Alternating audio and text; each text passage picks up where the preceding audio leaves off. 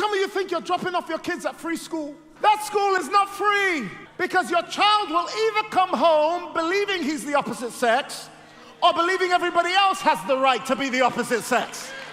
Nimrod didn't need an education. Nebuchadnezzar needed an education. Nebuchadnezzar's system is built entirely on books. That's why it's called the Doctrine of Demons, because demons teach. Don't think Miss Kimberly is just a nice school teacher. No. She was indoctrinated from childhood to teach your children Hinduism and Buddhism and polytheism and LGBTQ identity. That's why your boy comes home wearing a skirt. It's getting quiet. Nobody wants to talk to me, because as long as you're in a state-sponsored school, America, you're in Babylon 2.0. Literature is becoming the new unifying force of a generation. They're saying stupid things like my body, my choice. Can I tell you how Babylon 2.0 works? Babylon 2.0 works on the basis of beauty. Babylon 1.0 needed no polish. It just needed rebels. It turns out rebels don't need to unite about anything but rebellion. But Babylon 2.0, that joker, needed beauty. And the kind of beauty it needed was eunuchs. It says in 1 Kings, it says, your children will be carried off to Babylon to serve the kings of Babylon as eunuchs. A eunuch is somebody who you cannot tell. I need to talk to somebody. I don't know where I'm at today. Is somebody who you can't tell, because a eunuch has had their genitalia reassigned. And so the problem is eunuchs are now teaching your children. Your kid is now being taught by somebody who has already convinced themselves that they're not their real gender. Watching CNN, you can't even tell who's a boy from who's a girl anymore. And now, you see, Babylon 1.0 questioned theology, but Babylon 2.0 has every right to question biology. In Babylon 2.0, people get angry because they've been indoctrinated. And once you've been indoctrinated, a demon comes to enforce your stupidity. Everybody knows what you're saying is dumb. You even know what you're saying is dumb. Because when somebody brings logic to you, you get angry, and instead of fighting with logic, you launch ad hominem attacks on the person's character. Because you know what you're saying is dumb. You are not a two-spirit penguin. God of this world blinded the minds of the unbelieving, so they don't see the light of the gospel and be converted. They're just blind. There's a smoke screen in front of them. And some of you are unbelieving believers, so you're here and the cloud is still there in front of your face, and you're even angry right now. Not because you're actually doing what the education said, but because you've drank the Kool-Aid. In Babylon 2.0, America cannot vote gay marriage unless you give America its favorite cosmetic. In Babylon 2.0, you've got to find a young man who's good looking, because people vote on the basis of looks in Babylon 2.0. They would rather have a black president than a righteous president. In Babylon 2.0, they would rather have a president who says change we can believe in whilst he's changing the gender of your children. It's so quiet here. It's just so quiet here. I don't know what just happened. In Babylon 2.0, we want a pastor that looks clean and polished and pretty. We don't want a pastor that's living right. We just want him to look the part. In Babylon 2.0, we want service to finish at 12 o'clock. We don't want to be transformed. Oh, don't be stupid. We just want our churches to look like hell's biggest waiting rooms. We're not here to be changed. Stop wasting our time. We got cooking to do. We got work on Monday. We're just here to scratch our religious itch in Babylon 2.0. Goal of Babylon 2.0 is to sell you demonic doctrine in the guise of beauty. Beautiful people saying ugly things. Today's illiterates are not the people who cannot read and write. They're the ones that cannot unlearn. Why literature matters? Because it standardizes thought. It gives everybody the same worldview. Anybody who doesn't have that worldview is called stupid and marginalized. Number two, it legitimizes power. Literature teaches why a world power is leading and creates a propaganda that makes dissent feel like a fight against the will of a higher power. Number three, it controls knowledge. Babylon 1.0 built with bricks. Babylon 2.0 builds with books. 1 Timothy chapter 4, verse 1, now the Spirit expressly says that in the latter times some will depart from the faith, giving heed to deceiving spirits and doctrines of demons. Babylon 3.0 is sensational. It is artificial language and intelligence. Satan is learning in all three. In the final one, he was not ideologically opposed because everybody was on the same side. In Babylon 2.0, he had to start upgrading his system and putting troublesome teachers and troublesome board members and school district teachers and governors in power. In Babylon 2.0, he tried to do it through language and literature. In Babylon 3.0, Satan says, I'm tired of prophets, I'm tired of apostles, and I'm tired of the church. So here's what I'm going to do. I'm going to lean in, this is good. I'm going to ramp up the pain in their life. I'm going to make life so hard for them. I'm going to make sure that they're the divorce capital of the world. I'm going to make sure that the way people leave them is so brutal.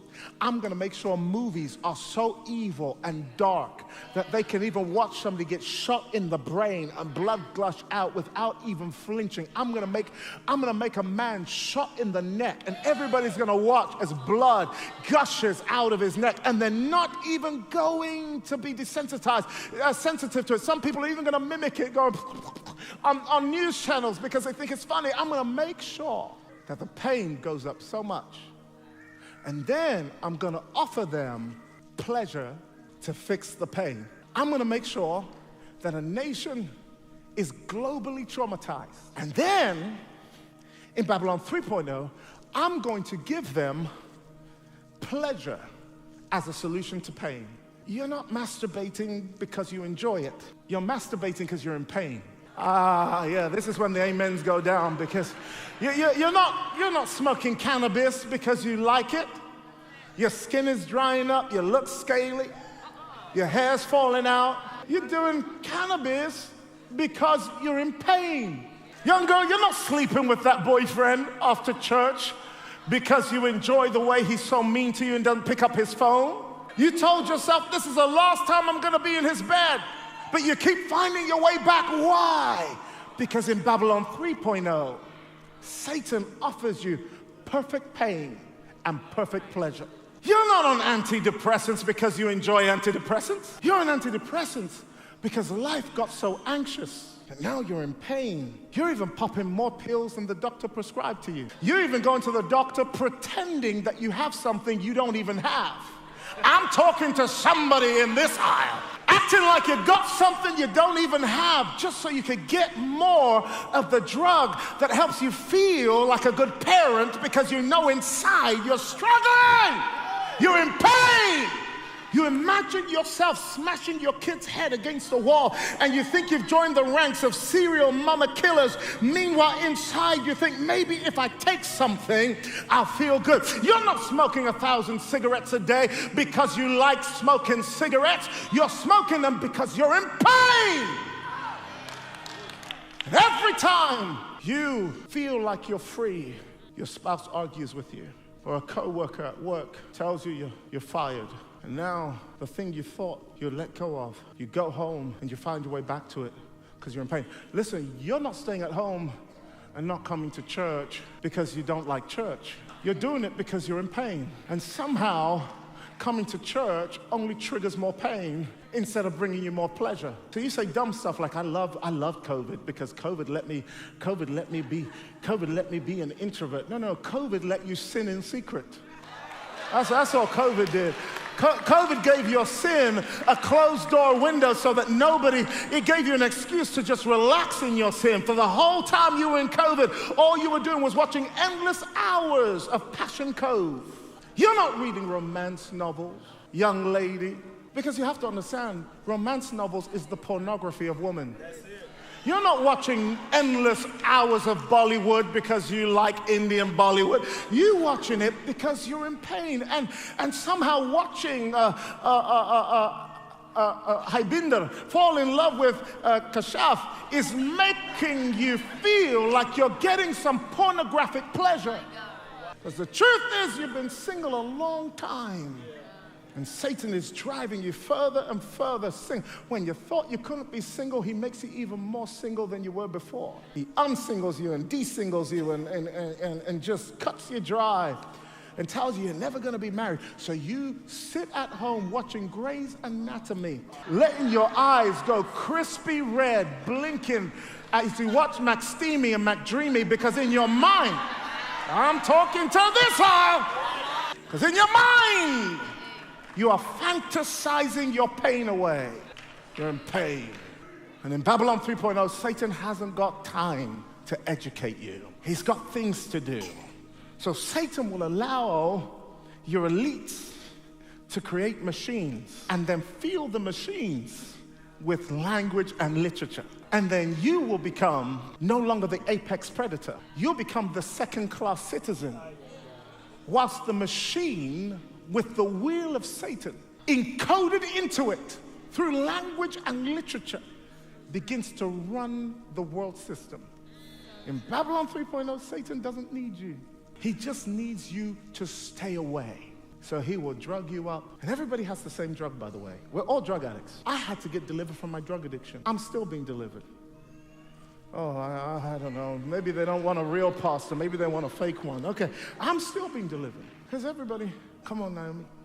See here on this table, again, you're being presented with a choice. Both of them are called joy. One of them is a beautiful lab experiment. Doesn't it look tasty? Yeah. It's got beef inside of it. It's brand new. I'm not even going to touch it. You take it. It's brand new. Or, this one will make you feel good here, but you'll feel real bad here. And you may even feel bad here. And maybe even here. And it even comes with fries. And it's even called a Happy Meal. It's why everybody here wants service to be over quicker, because they just want to be happy. But they don't realize that there's a demonic spirit called joy that is counterfeiting the fruit of the Spirit. So you have a choice. Which one do you want? Do you want the fruit? This one is healthy. It's not gonna taste as good here, but it's gonna feel real good down there. It's not gonna take you up just to bring you down. In fact, this one's gonna get down, and then it's gonna bring you up. Which one do you want? McDonald's. I tried! I sold it to her, I did everything. But isn't it just like the devil?